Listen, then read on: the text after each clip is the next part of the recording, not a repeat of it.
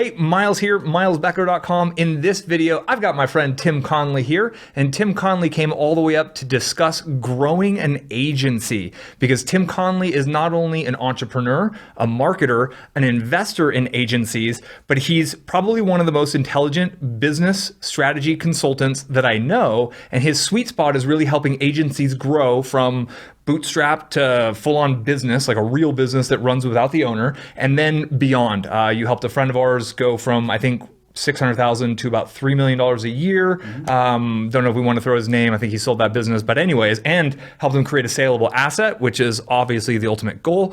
Tim, welcome back. Well, thanks for having me back. Absolutely. So before we jump in, Tim Conley is publishing videos to his YouTube page, to his YouTube channel now. What's your YouTube channel name? I don't have that yet. It's just go to Hey Tim Conley. Hey Tim Conley. Because I don't have enough followers. So if you can help me out, hook them up. Come over, subscribe to my YouTube channel. Then I can actually have a name, URL. He could be a real YouTuber with your help. I could be real. So I'll have a link to that down in the description below. And you put out great content. So which we're trying to put out more and more on YouTube, trying to really get that dialed in. Yep. But I think the coolest stuff we're doing right now is over on my Instagram at Hey Tim Conley. At Hey Tim Conley. So go find him there on Instagram as well. He just did a keynote presentation at a conference in Bangkok, and he uploaded that whole thing to his YouTube channel about scaling a 7-figure business, essentially. B2B. All right, so growing an agency, that's the goal. We're going to jump right into the content at this point. The first phase in growing an agency is like, I'm throwing my hat over the fence. I've decided I'm able to go help other businesses in my area, but it's just me. I'm bootstrapped. Cash flow is my biggest problem in the world. Finding people, how can I help people? Like for those individuals who are literally at ground zero, getting started, they've committed, they're ready to go, they're ready to start networking. Like how do they find their first clients? How do they get some cash flow coming in? What's that like 0 to step 1 part of the game in your opinion? Okay, so part of it was that you knew you could help someone. Which I frame that as domain knowledge. Got it. If you don't have domain knowledge, you're going to struggle. There's nothing wrong with that. You just have to understand that it's going to suck. Right. You're going to have a long period of suck because you have to get domain knowledge. There's nothing you can do. Right. If you don't have the ability to help someone, know you can actually fulfill on that promise. If you can't do that, then you're going to struggle until you figure that Lots of sucking will be going on from what I've heard. Yeah. So it's like you need to build a skill, or you need to have a merchantable skill, or you need to have a marketable skill. Yes. I've taught a lot about SEO, keyword research, the basics of getting a local business to rank on Google. It's technically simple stuff, and people can learn it theoretically from my channel, but then the practical application of it, right? Like there's a difference between watching videos and knowing quote unquote what to do and then actually doing the work. It's a little bit different. Should people find friends and family businesses and then just jump in and help them for free to get a little experience? If you have zero. If you have zero. Starting from zero, yes. Do it for free. Do it for free because you're probably going to do it badly. Right. If you do, and it's going to take a long time, so hourly wouldn't be a good deal for the client. Yeah, it wouldn't be a good deal for the client to charge them hourly. Whatever project fee you end up charging them, there's a good chance you're going to have to give that money back because you're going to something's going to go wrong. But just get going. Right. So that's like 0 to 1. Right. Like you've made that transition. The biggest trap with doing any kind of professional service is getting trapped in the labor game. Like doing everything. Doing everything. Right. I sell the things, I fulfill the things, I deliver the things, it's not a business at that point, it's a job. Yeah, ultimately. It's the worst job. It is literally the worst job because you're doing all the jobs of a company and it's just you. Right. That makes it the worst job in the world. But in B2B professional services, the great thing is you don't ever have to do the labor. You never have to do it. You do need domain knowledge. You do need to have an understanding of it. You should still get those skills because you need to be able to properly sell it and properly market it. That's the part where you're going to spend most of your time. You're not going to be able to get out of that for a while. Right. So the one thing is just don't get yourself trapped in making the content, fulfillment, doing the fulfillment. Right. Yeah, don't get trapped in that part of your particular business. If you're doing SEO, don't be the one who does SEO. Right. Know enough so you can sell it properly, so you And can give them the market it benefits. properly, yes. For me, one of the other reasons it helped to know, to have it all, the skills when I was selling these services, I had a couple of outsourcer teammates disappear. I had a couple of projects come down to the line, and I actually had to finish up a few things. So having that knowledge when it came down to the 11th hour per se, not that I wanted to do that, and I put systems in place to avoid that, but every once in a while you do have to get that going. So I've heard a quote that's your biggest problem is someone else's solution. And it's the idea that the fulfillment is kind of the biggest problem. Once you get clients in, your goal should be to go get more clients, make presentations, help your local market, help the business owners realize you can help them. So you're getting that cash flow machine going. And then are there like white label systems? Should they be plugging into productized services that already have it done and be reselling something? Should they be going to Upwork and building a bench and building a team on Upwork? Like, is there a normal first step or two in that direction, or is it just a giant can of worms? Giant can of worms. Yeah. So unfortunately, but let's break it down into a usable can of worms. I do not like outsourcing my product. Just don't like it. I think long term it's detrimental. However, it's a great place to start. Go hire an agency that already has a team. Right. You go out and sell the client. Right. But that also means you have to charge appropriately or you won't make any money. Yep. So you go out, you find the client, you charge appropriately, then you can have someone who has a team, not a single person, but an actual team that can do all the work for you, deliver the thing that you promised. Got it. Then you are going to spend your time managing that agency, making sure that they actually deliver. Kind of like a project manager role. Yes, you will step into a project manager role. Then, as you get more clients, you will hire a project manager. Right. And that project manager is then going to manage that agency. It's going to manage the people on Upwork. It's going to manage that VA that you hired in the Philippines. Your team will expand like that. And then you will spend more time going out, getting more clients, doing more marketing. And then eventually you'll have someone helping you do marketing. You'll have someone helping you do sales. That's how you will grow. That's how you turn it into a business. How do you turn it into an actual business? But the problem that I've seen over and over and over again is that people get trapped in the deliverable. Right. They get stuck there, and then they get on this hamster wheel or roller coaster. They're up and down, up and down. Oh, I got money. I don't have a client anymore. I got to go get another client. Oh, now I got money. Oh, now I don't have any money. And that's a terrible. I've done it. Right. And it's stressful. Terrible. It's so stressful. Where you're like, and this goes back to early in my career. My daughter, who's operating the cameras back here and working for my company now, when she was born, I was on that roller coaster. And one day, I'm like, yay, diapers, right? we can buy diapers and baby food and I don't have any money. Yeah. I need to go out and get another client. Right. Or there's no diapers, or there's no baby clothes. There's none of that stuff. And so that was my roller coaster until I figured out that, I need to stop doing the deliverable. Right.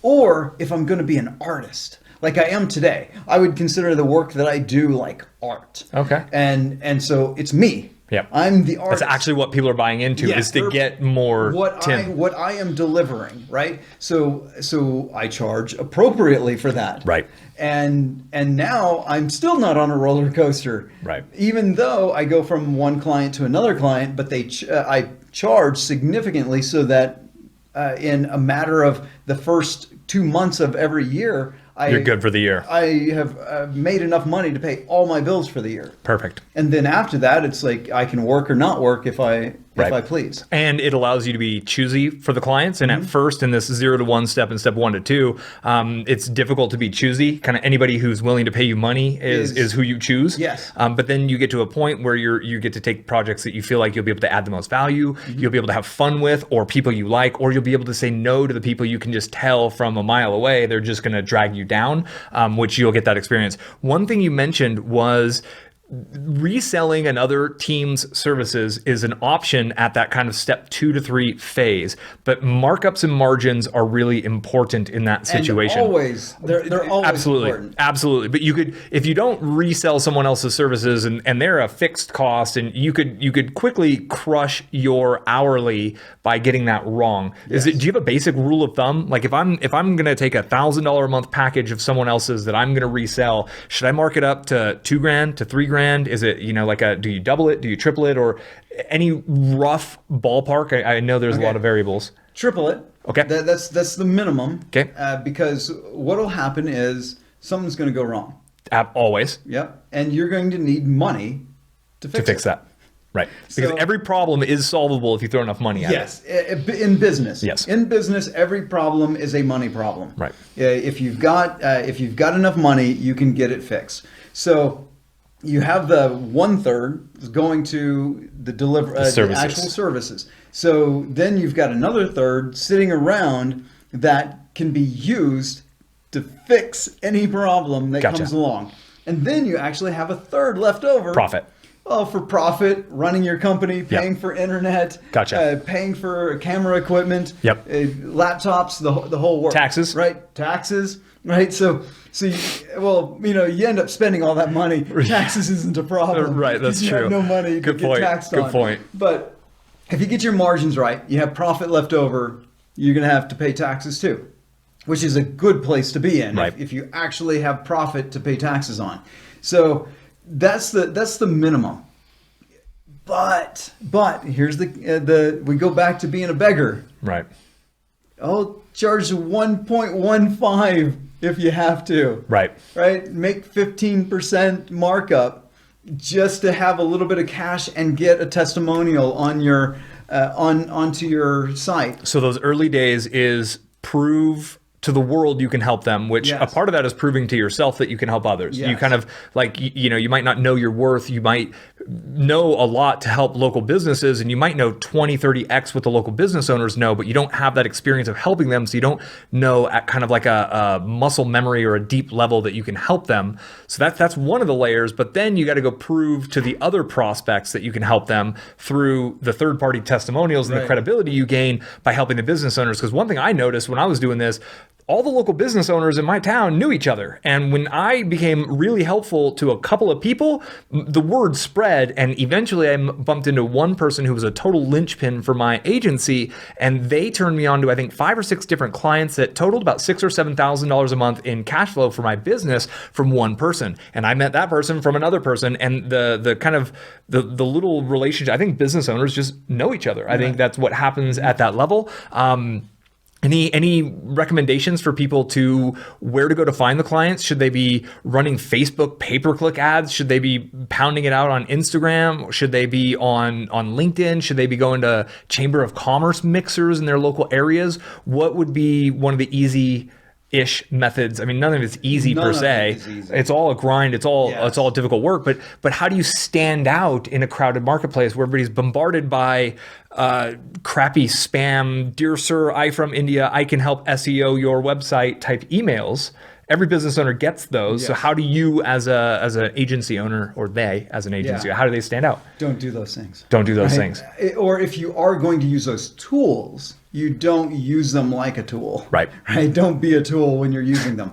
So this is something that I get a lot on LinkedIn. I get the same message. I generate all this money for coaches and consultants and stuff just like you. And it's almost identical. I've got in my LinkedIn right now like 5 of those messages. They all went through the same course. They all swiped the same template, and they're just changing the name. Yeah, and maybe they're hammering the exact same people. Right. It's like, you would never, I cannot believe you will be able to get me, be able to help me in any way when you can't even come up with an original message. Right. You can't even sell your service to me originally. Right. Which means you don't actually know what you're doing. You have no skills. Yeah. Right. You don't know what you're doing. So don't do that. Don't copy what other people are doing. This is a ridiculous way of trying to stand out, is by doing exactly what everyone else is doing.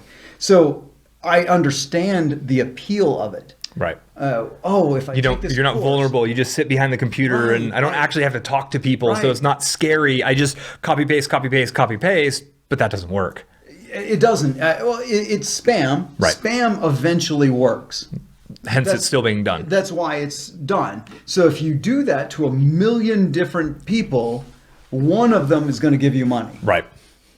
That's a terrible way to build a company. It's not a conversion rate you're shooting for. It's not. It's just not something that you should go for, and it's also self-degrading. Like you start wearing out. Like, oh, does this even work? Am I any good? Do I have any value? Yeah. Right. So go directly to a person Right. and say, I can do this for you. Right. Do it in person. Yep. That's like the Shake best their place. hand. Shake their hand, face Yeah. to face. Learn how to do face to face. Spammers can't do that. Yeah, they won't do it. Right. Those people on LinkedIn that are sending out the identical messages that I can actually help you, those people won't do it. Right. Like, actually get in front of somebody and talk to them. Right. I am an introvert.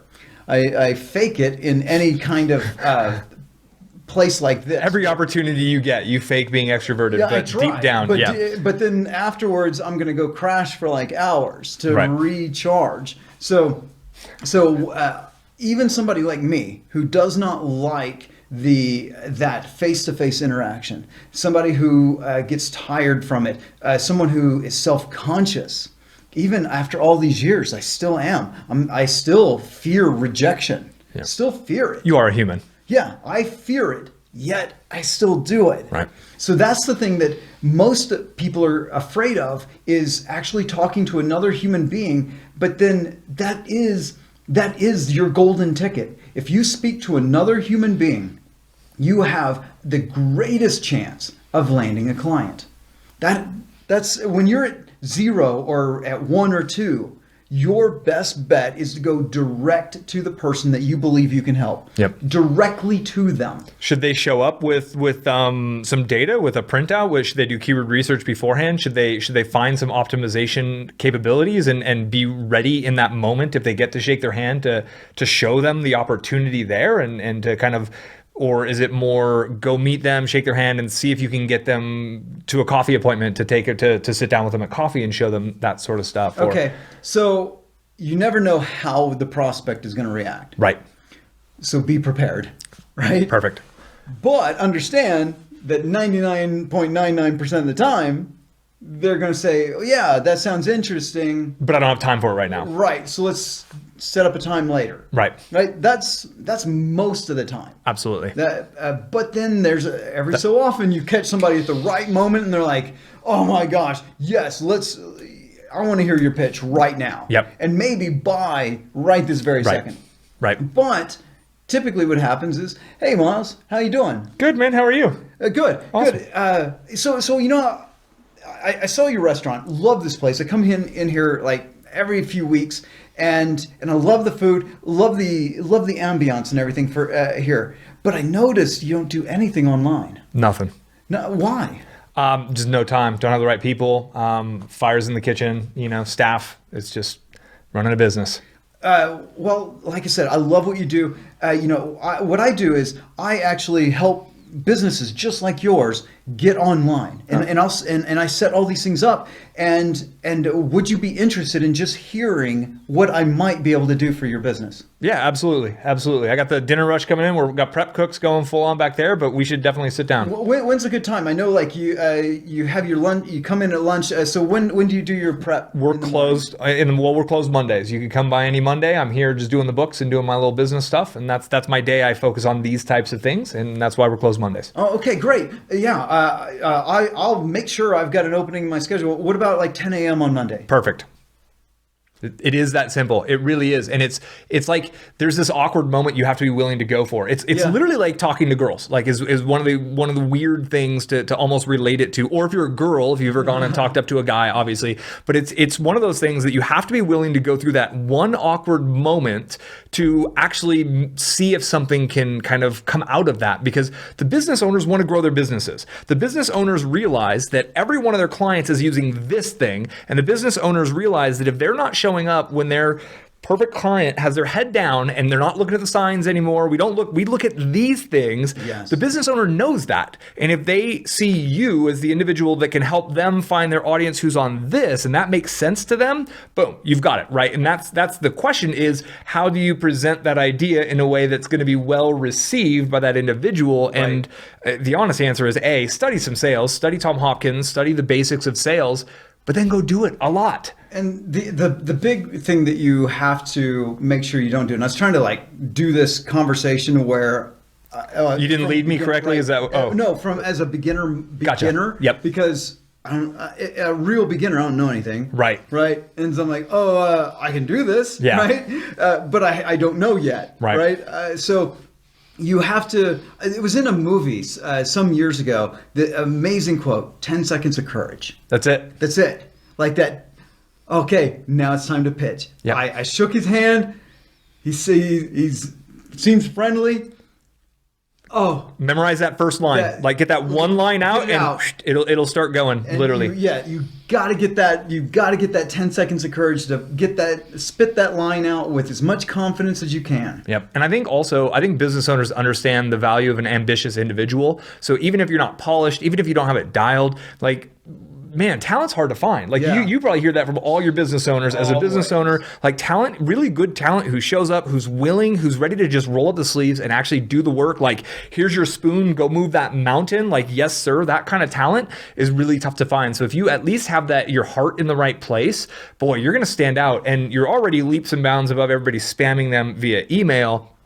So I think that's a really good approach. Is you ultimately do have to get that 3 seconds of courage, 10 seconds of courage, and just up and jump. One idea we've talked about a couple of times is the real business idea, and we've been like, oh well, it's a job, it's the worst job, and eventually it gets to a real business. So what is a business? What is a real business, or what does an agency look like that is in this category we're calling a real business? Okay, it's the one we'll call this like phase 5. Yeah, like 10. Yeah, 100. Okay. Out there. The goal. The where you own it. Right.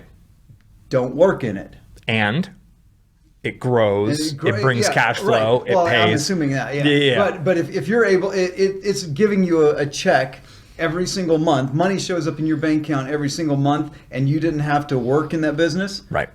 You have a business. You have a business. You could also sell said asset at that point in time. Yes.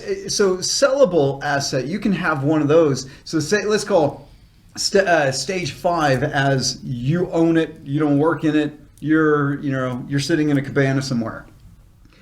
But there's stage maybe 3.5 to that 5 where it's become sellable. Right. Someone will buy it. Right. Sure, you're not going to get much money for it because they're going to have to put an executive in your seat, right. Or they're going to have to take it over. So another agency comes along and buys you. Well, they already got the team. They already got the executive team. Right. They're just after your clientele. They're after whatever secret sauce your agency particularly has, and it's sellable. Right. You won't get much money from it. It definitely is not retirement money. Right. Straight up will never be retirement. It'll float you for a couple of years to come up with that next thing you're going to do, but there is more work in your future at that point as a business owner. Yes, you will not retire from that money. But if it's a 100% cash flow producing entity that runs without your input, it's got sales, it's got customer and lead generation systems, it's got fulfillment systems, it's got people who manage it, it's got management, and it runs, that was going to pull a much higher multiple Yes. than one that requires you. But at that same time, that's the kind of cash flow stream. I mean, that's the holy grail for investors, right? Like that's what investors want, is a hands-off cash flow. I don't know if I'd call it passive, because at some point something's going to happen and you will have to dig in and roll up your hands and be engaged, and you'll want to keep an eye on the way things are going. Yeah, you probably sit on the board. Absolutely, Right. absolutely. But that's ultimately the goal, is to get all the systems. So we start where we kind of doing everything ourselves, doing everything for free, prove you can do, get a couple of testimonials. Then the first thing you want to try to unload, the first thing you want to unload is the actual fulfillment of the things. And you stay in the sailing side and you almost manage that project. You are the actual in-between between the client and then whoever you're reselling the products from.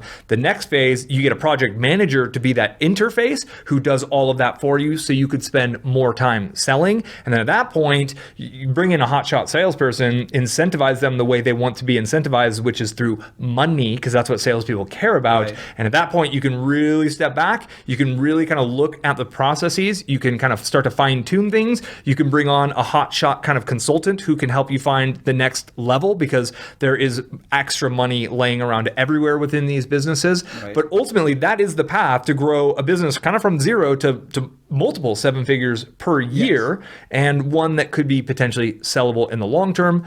It's a whole hell of a lot of work, though. Yes, it is. But it's methodical work. It's one of the things that I love about B2B businesses. And not just B2B service businesses, but just B2B in general, is that it's methodical.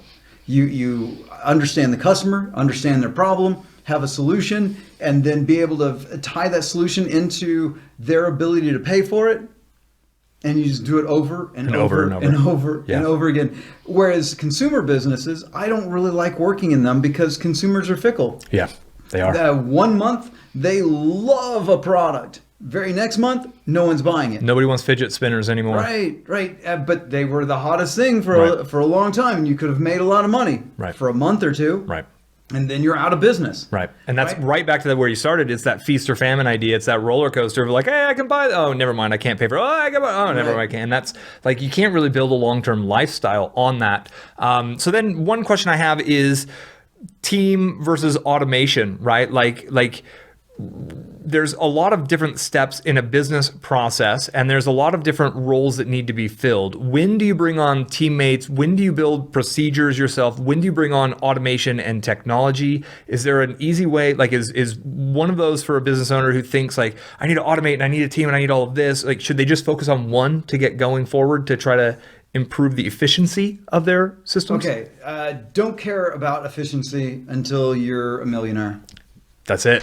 Like, so just grind it out and just do whatever it takes and just bust your ass until you can sell $1 million worth in a year, because until that time you don't know anything. So let's talk about that $1 million in a year mark, because I think a lot of entrepreneurs now think that $1 million a year business is like the norm, or $1 million a year business is like you haven't even really made it till you get there. The average American family earns what, like about $55,000. About $55,000 a year. Household income. That's households. That's dual incomes usually. Dual incomes usually. On average, that's dual income. So that's what, $4,000, $4,600 a month ish, like give or that, take. yeah. So there's a huge gap between that. And if you're a business owner and you're generating even 10 grand a month, which is barely 6 figures per year, after the third cut out for taxes and then the other third for fulfillment, you're really left with $3,300 a month, or you're living on kind of that lower level numbers. Right.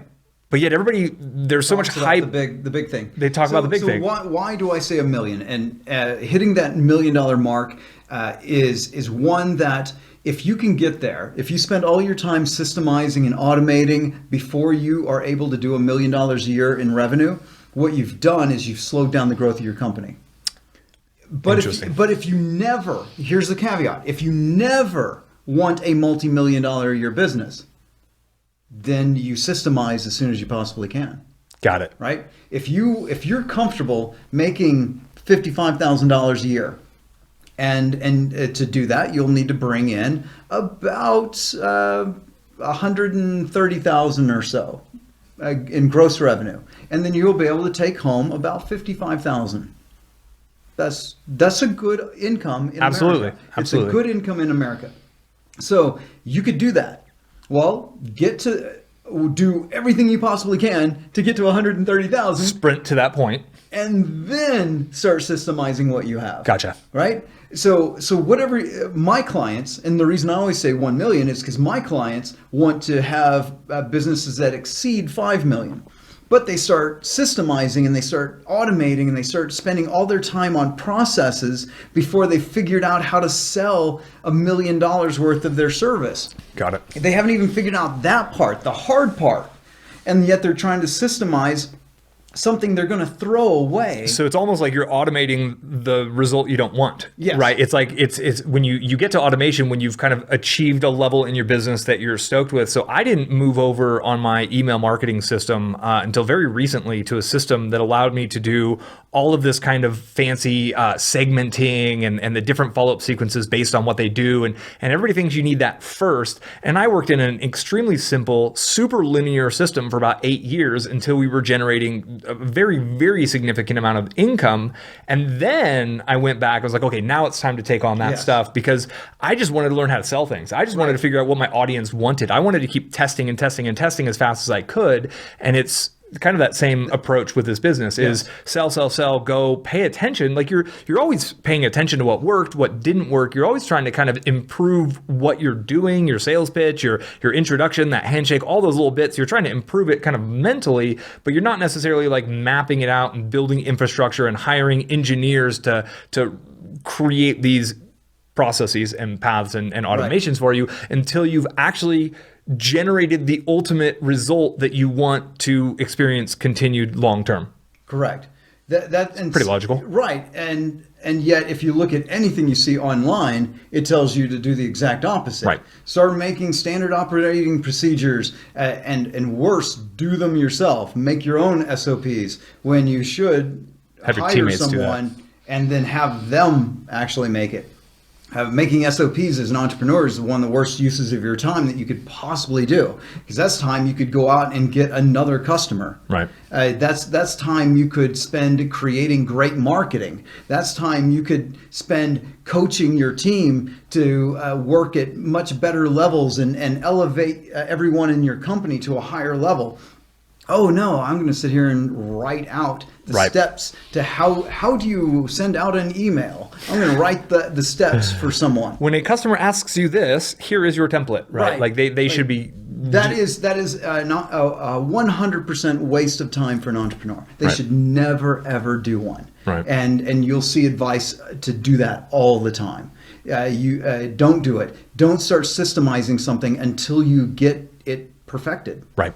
Like that's don't be afraid of doing the work. I think is one of the big things. I feel like a lot of sales pitches and a lot of people who are selling courses and stuff in this, they're trying to make it not sound like work, or they're trying to make it sound like it's easy and it's this, that, the other. But the moment I committed and I was just like, dude, this is just gonna be a lot of work, but the ultimate result on the other side is gonna be worth it. It was a really empowering moment. It didn't feel great because I was like, okay, spoon, mountain, like, all right, let's all right, here we go. But once you're doing the right things and you're just moving forward, it's almost like you can confidently just keep going. And boy, before too long, you're making progress. It's like the channel. It's like getting a YouTube channel going. It's like kind of getting momentum with anything. It gets easier, you get faster, you get better at it, et cetera, et cetera. Do you think, maybe should have even started with this question, do you think now in what it's like November 13th, 2018 of this recording, like, is there room for more digital agencies? Is there room for more digital marketers out? Like, is this a path that you think is a great path for an aspiring entrepreneur? I'll expand that beyond Perfect. digital. Thank you. Okay. There is room for nearly an infinite number of new businesses. Mostly because everyone else is bad. That's true. Most people suck. Right. Go back to my LinkedIn example. Sitting in these messages is identical messages pitching the exact same service, which I could actually use. Right. That's the funny part. I would never give any of these people my money. Right. Ever. Because they've proven to me they don't understand sales and marketing when they're trying to sell me a sales and marketing type solution. Right. They've proven it. Right. So why would I ever do that? So is there room for someone who could help a business coach like me make more money? Absolutely. Absolutely. Right. Because I can show you hundreds of examples of people doing it badly. Right. So there's a lot of competition, but there's a lot of rubbish competition. Yes. And there's an opportunity to literally stand out and be epic and deliver with excellence and just really, like, I think another thing we were talking about is talent's hard to find. People stop showing up. Like, you could be the one who keeps showing up. You could be the one who drives things forward. I think that's a very common feeling that business owners have is, I wish I had somebody I could rely on. I wish I had somebody who was dependable, who I could trust. And every business owner wants to make more money. That's why they're in business. You wouldn't be in business if that wasn't a part of it. Even if that money is the means to like a higher goal, it's still in that business functionality is about that business entity generating income. And if you actually can help them accomplish that goal, and you'll show up more often, and you actually will be their guy, and like, there's always room for that. Right. Always room for that. Every town. When I was running an agency, I was in a town of like 6,000 people, 7,000 people, and it grew quickly to $6,000, $7,000, $8,000 a month because I actually did what I said I was going to do. I priced myself extremely, extremely low to get going. I was doing $25 an hour work left and right because I had one client at 20 and I was like, cool, my next client will give me 25 until I'm full. And I just kept incrementally inching it up little by little. I was just happy to have work. They felt they got a great value, so it was an easy buy-in for them. I delivered with excellent. They told their friends, I got more clients, kept inching that price up. Every new client kept inching it up until I got a little bit of price resistance, sitting at about the $125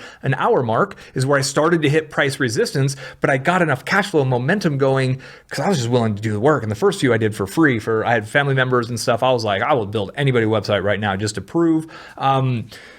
Do you think it makes sense for people to have their own little side projects during this, to be building some sort of content marketing or some website that they can even show? Like, if I can't find a business owner, it's for these individuals who are like, well, I don't know a business owner and I don't know if I can help. Like, should they just start a blog and start to learn the basics of SEO and start getting traffic themselves and make a blog about drones or cell phone reviews or headphone reviews or just anything? Or go all in on the agency, go all in on helping people and just work with that till it hits? How fast do you want money?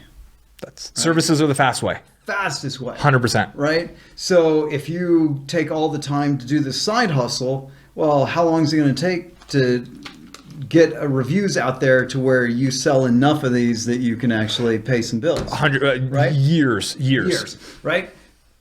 How long is it going to take you to learn all the skills necessary to sell those, get that affiliate income coming in? Yep. Years. Yeah. Well, what if we just skipped right ahead to, let's just deliver services? Right. So then you can study, and I'll go back to my beginning. Yep. I would read a copywriting book, and then I would the next day pitch one of my friends who still had a software company. I'd pitch them and say, hey, you are putting these ads in those trade journals. I can write that for you. And they're like, really? Like, yeah, let me write it and I'll show you that I can get you leads from this. So you were literally like, learn, do. It's perfect. And that was it. And so here's the thing. It's kind of a fake it until you make it. Did I know how to write copy? Well, I understood it intellectually, right? But I sure didn't know how to. Your brain wasn't fully wired for it yet. I didn't know how to do it in real life until I did it in real life. So when I took money for it, and I think the very first payment I ever got was like $500. Nice. Which was a lot of money. Was this in the 90s? Yeah, this was in 2000. Okay. Yeah, so it was in 2000, and I got about $500 for writing copy. I'd already gotten paid for making websites and stuff, but this is the first time I ever got paid for writing writing the copy. Response copy. And it was a space ad, and that I understood one thing.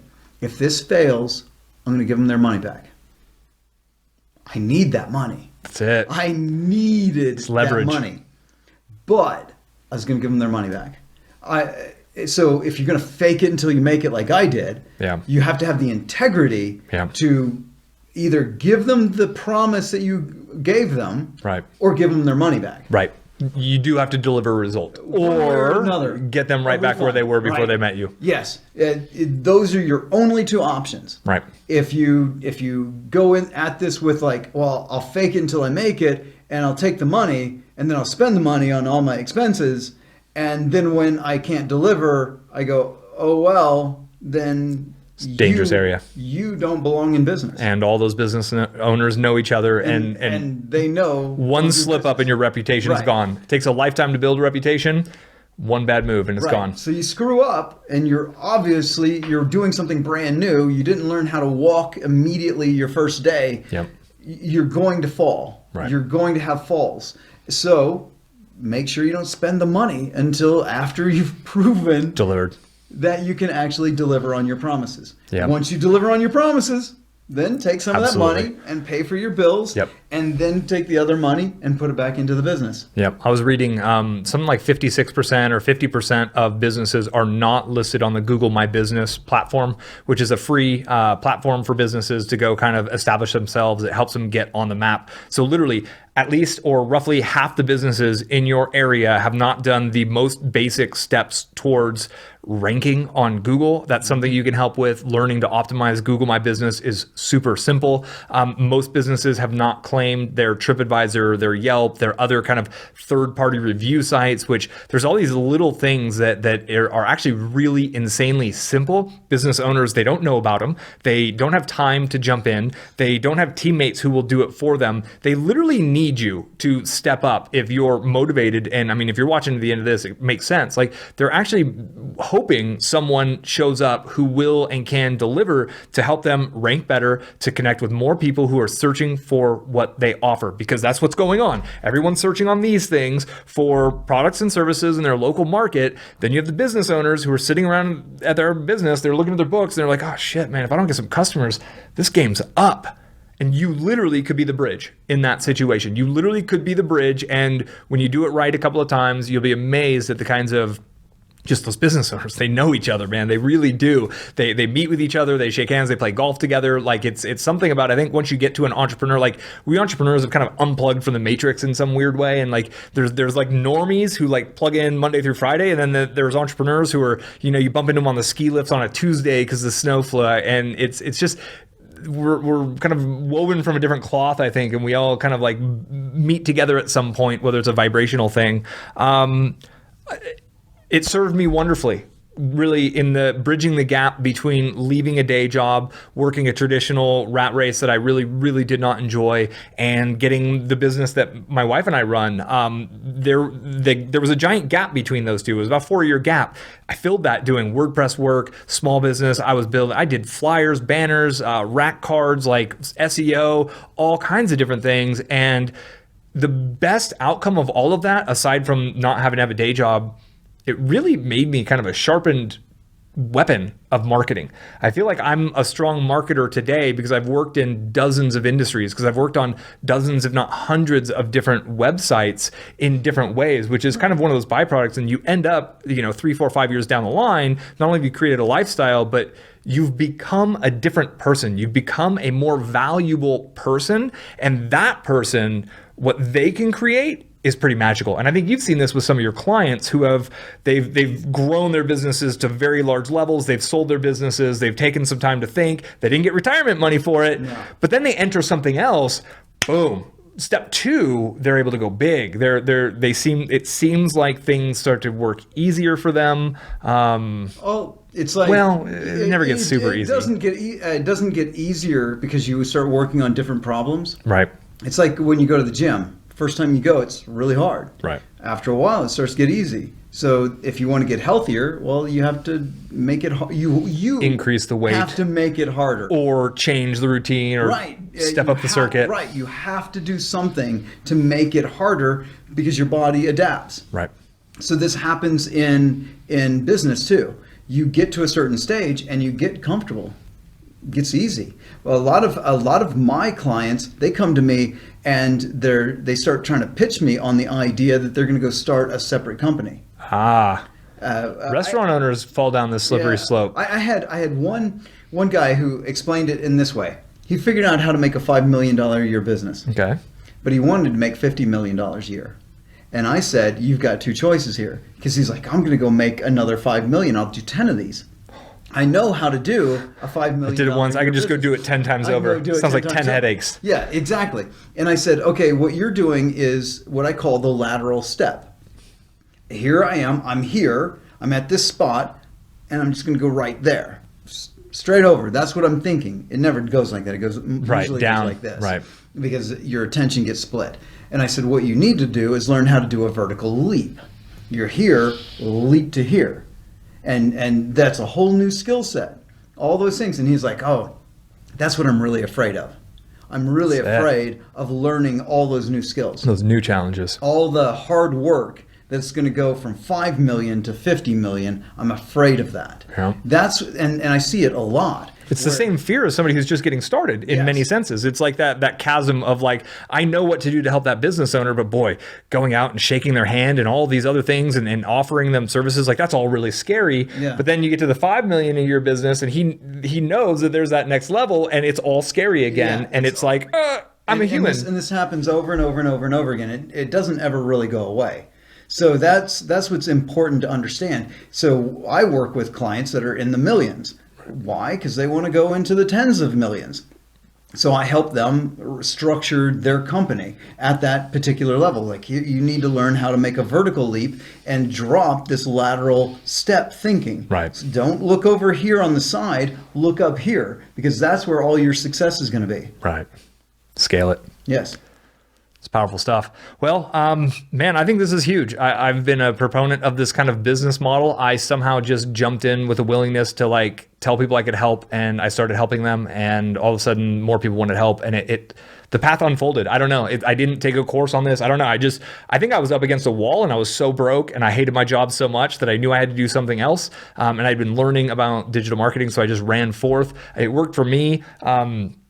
It's a similar path that you took in your own unique way. One of the things that we chatted about before we hit record was about making a living. Yeah. Okay. So I know in your audience, you've got a lot of people who are just starting. And that's why we talked a lot about just starting. 0 to 1, 1 to 2. You know, here I am. I'm like going on and on about millions when you're probably like, man, I'd just like to be able to make a car payment. Right. Like, and I'm not, and this is not a judgy thing. I've been there. Totally. Like worried about paying for diapers. So when you're at that stage and you're like, I just need to make money, here's a phrase that transformed the way I approach this kind of business. Little hinges swing big doors. I heard that, and what that means is all you need is a handful of small clients that will pay you a lot of money. Yep. The big door is your bank account. Right. Right? You can have a big bank account with just a handful of clients. So when I heard that, I said, okay, my goal, and this was 2 decades ago, my goal was $100,000. Granted, that's everybody's goal today. I see it online all the time. And you need about $230,000 to buy what I bought 20 years ago. So, but 100 grand still well above the median household income. Right. So if you want to make $100,000, here's my small little brain back then was like, oh, I only need 10 people. 10 people, right? That was it. I needed 10 yeses in the course of 1 year, and they were going to pay me a minimum 10 grand of $10,000. Yep. That was it. Like, so how am I going to get 10 people to pay me $10,000? And I focused on one person per month. And I was like, okay, so, maybe I don't get everything. I got 12 months to do this. Go out and get one client to give you $10,000. Yep. Then go out and get the second one to give you $10,000, and the third one, and the fourth one. And that's how I started. Yep. That was what I was after. And then it didn't take long before my minimum $10,000 that I was hoping someone would hand me was like, oh, here's $20,000. It became small. Right. It actually scaled fast. Right. Far faster than I thought it was going to. But the mindset of it's just 10 people. It became easy. It became digestible. It became like, oh, 10, like it's not this huge, overwhelming thing that's kind of abstract. It's now tangible in the physical. 10 times 10. It's that simple. And I just want to throw out real quick, like, the average marketing budget for your local legal company, for your local lawyers, is way more than $10,000 per year. Way more. Like the average marketing budget of most of the businesses around you is leaps and bounds beyond that number. It's actually, and that's what you realize quickly, is what was big to you from that standpoint of I'm having troubles affording the basics of life, that big number to you was a small number to them. Yes. And you met them there and you were able to inch that up relatively quickly, because some of these businesses have $20,000 average customer value, right? And they bring in customers every month. So, these businesses are often doing hundreds and hundreds of thousands of dollars per year. To them, $10,000 a month marketing budget would potentially be a small marketing budget. And you can grow into that. You can get there. And I did. I grew into it. Yep. Right. And now I don't even say 10 anymore. I just with my own businesses. I was out in New Jersey and I was telling the founder of this company, I said, here's to change the trajectory of this business, even at the size that it is right now, we only need 4 yeses. 4 yeses. 4 yeses. It's pretty easy to get. That's all you need. 4 yeses will change your life. 100%. Totally. And I think for most people going from 0 to 1, like 2 yeses. Yeah. Right. Even just like that first yes, there's something that happens. There's something that you go through the motions and you get the paycheck and it works for them. They're smiling. They shake your hands. You have that moment of like, I can't fucking believe it worked. Right. Like that, like, oh my God, that actually worked. And then something happens. Your brain rewires itself and things shift. And then the second one's a little bit easier. And then the next one's a little bit easier. And the fourth one. And then you get confidence. Yeah. And then you literally, I get where you're going with that. Cause then you get the confidence and man, people are attracted to those who are confident and people are repelled by those who are desperate. So make sure and do your confidence pose or whatever you need to get your energy in the right state before you go meet with these people. Because you really can't help them. Anyone watching these channels, my channel, like you get it. The nuts and bolts are there. It's just the relationship and that practical application of the ideas versus just knowing what to do, actually being able to do the work. So get some experience, whatever way you can, right? Like do anything you can to get the experience first. I mean, back in the day, man, there was apprenticeships and there were journeymans. There was the apprentice model. Like, do you do it for free? Like, I don't know. A lot of people aren't willing to do work. I was willing to do work for absolute free just to prove I could. Mostly I was proving it to this guy and I got a few testimonials that helped out for sure, but it was really believing that I actually can help people with this. And when I got confident and those phone calls started rolling in, those coffee appointments, and at my meetup, I ran a meetup group that everybody could feel my confidence. And then I was like, oh yeah. And this person over at that shop was able to get help and then helped Rainbow Doorways with this and that and the other. And boom, all of a sudden it just, I don't know if I shifted and the world shifted around me or like that's how it is. We play in the metaphysical world, but that really is how my beliefs totally changed around it. And then all my reality changed around that. And then we grew our other business to be able to float beyond that. The world didn't change. I changed. It was always the same. Yep. All that opportunity is already there. Yep. Has been forever. And then if you're not accessing it, it's because you're approaching reality in the wrong way. That's a really good point. Reality is there. Reality is. Yeah. Right? So if you're not accessing it, you're not getting what you want out of reality, then you're trying to access reality in the wrong way. Right. So focus on the simple things. Focus on those few steps. That's why I say, 4 yeses. Go out, find 4 yeses, and you will transform your life. That's awesome. I think it's a great way to close it, man. Right. All right. Well, be sure you catch up with Tim Conley. I have another video where Tim came up in April, and I'll link to that below. It'll be on the end screen. I highly recommend that conversation. It's always a pleasure to have you on. Hey, Tim Conley on Instagram. Yes. And also your channel. Just search Tim Conley. I'll have a link to the channel below. Subscribe to his channel so he gets enough subscribes so we can name the damn thing. Yeah. So help us out with that. Thank you very much for your time. Any questions for me, for Tim, hit us in the comments below. If you have any comments, whatever. Do what you do. Engage, share this. I don't know. If you know somebody who would get value from this. Subscribe. Oh, those are the things you're supposed to do. Yeah, all that. They like and subscribe. But if you know a Facebook group or somebody who would get value from this conversation, grab the URL above, email it to them, share it on social, do what you do. I appreciate you. I appreciate you tagging in the background, helping us with all the nuts and bolts. We got 5 cameras going on right now because we're broadcasting this live. On that note, I'm going to call it. So thanks again for your time, and I look forward to connecting with you on the next video. Until we meet again, be well.